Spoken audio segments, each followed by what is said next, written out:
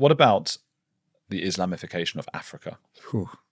So there's a topic we need to discuss. I mean, I'm doing some research on it, and it's a very worrying trend. Take Burkina Faso as an example. Do you know what the capital is? Where something. Ouagadougou. Ouagadougou. Well done. Okay, you get 5 points. O-U-A Correct. something. Correct. I've been there. Okay. Yeah. Wouldn't really want to go back, but I've been to 35 of the 55 African countries. Not bad. Burkina Faso, last generation, was 70% Christian and 30% Muslim. Today, it's the other way around. Islamification of Africa is happening north to south, funded by the Saudis. There are mosques going up all over the place, and they're attracting young, hopeless, disparate young men, and then Islamifying them. And this is a rough number. I've read it somewhere that if only 10% are radical, there are 1.4 billion Muslims in the world. That's 140 million Islamists that want to kill you and kill me and kill you guys too. Yeah. That's a massive number, and it's spreading through Africa. And that's going to... even South Africa has a 2% Muslim population, and until recently, the Muslims, the Jews, the Christians in South Africa all got on very well, lived together, worked together. It was very, very moderate, decent people of all cultures and faiths. They've been radicalized. Yeah. On it's Saturday, not Islam, is it? It's political Islam. No, it's highly political. It's the last 30, 40 years. And it's funded by Iran. Yeah. It's funded by Iran. Iran's winding everyone up. What were you saying on Saturday? On Saturday, my son played rugby. Under 11, Bishops versus a school called Primrose. Okay? And these are underprivileged kids, so they don't wear rugby boots. It was a great game. Yeah. Primrose won by one try. It was a great game of rugby. Okay. All the kids from Primrose had on their rugby shirts, on the back, Palestinian flag. That's mental. Politicized at that age. I mean, not good. I mean, if the bishop's kids had run out with a Israeli flag on the back, they'd never have seen the light of day. It's amazing, isn't it? Because all the sort of Owen Joneses and the James O'Briens here, I don't know if you know those guys, the lefties over here. I do. Yeah, they are just so... They would always say, oh, the reason that we single out Israel and treat them differently from everyone else is not because they're Jewish or some of them are white or whatever. It's because we support them and we fund them and so on.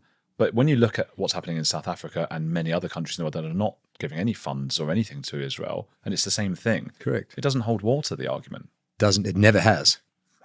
Why aren't they worried about the Druze people being killed by They don't Syrians? care. Or what's happening in Sudan. Have you seen how many people have been killed in Sudan? Closer to home as well in South Africa. Correct. Why aren't that on their rugby shirts? It's so bizarre. It's sick. It's sick. You spoke to the school. I sent an email yesterday to the headmaster. You're waiting for a reply. I'm waiting for a response. They're scared. They better be scared of me because I'm not going to turn the spotlight off. It's just such a bizarre thing. I don't know what's going on here. So, and you say 2% in South Africa. 2%. And people would hear that and they go, oh, it's just 2%. But that's actually, so 1 in every 50 people in South Africa. Well, they're radicalized. That's the problem. They're getting radicalized. I've got some fantastic Muslim friends in South Africa, and they couldn't be nicer and more chilled. But there's such a nasty element within that crowd, and they've been fired up recently. It's Iran. What worries me is you say how easily corruptible the government were in Africa because of money issues.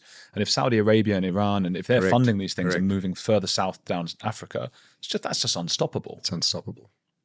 So that's the biggest Africa's concern. Primarily a Christian continent. Yeah. But the Islamification is happening. And there's radical Islam. There's, in Nigeria and in Kenya, there's Shabaab and what's the other bunch of nutters. Yeah, well, Nigeria I thought of as a Christian country. It's half-half. I see. Yeah. But the balance is being tested. Bloody hell. That's something. And I know, the reason I asked you about it is because you mentioned on trigonometry is the thing we're not talking about. Correct. And that, that it's is very going to be worrying. big. That's the next 10, 15 years. And also because people are sitting there, when they come up to me in the street, they're very worried about this.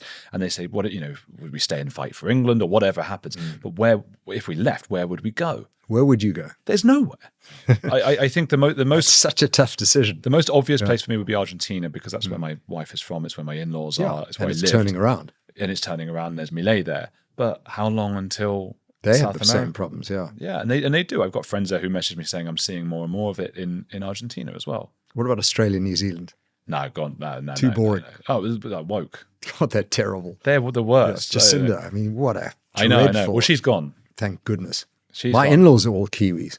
Oh God. Yeah. I mean, beautiful countries. I imagine. I've never been there. Dead as dull as ditchwater. Are they? Which is funny because, no, they're not. Kiwis aren't. There are too many lawyers, politicians, and regulators In New Zealand? New Zealand. It's very rare you meet an entrepreneur there at all, ever. We got a lot of viewers from Australia. It's the funny thing. I don't know how this happened. You can see the cities, and the top city for watching is London, and the next three are Australian cities. Really? Sydney, Melbourne, and probably Perth. Okay. Is that maybe Adelaide? And how Adelaide's does somewhere South Africa do? I'm sure Cape Town's up there somewhere. Well, we're going to rev it up with this. Yeah.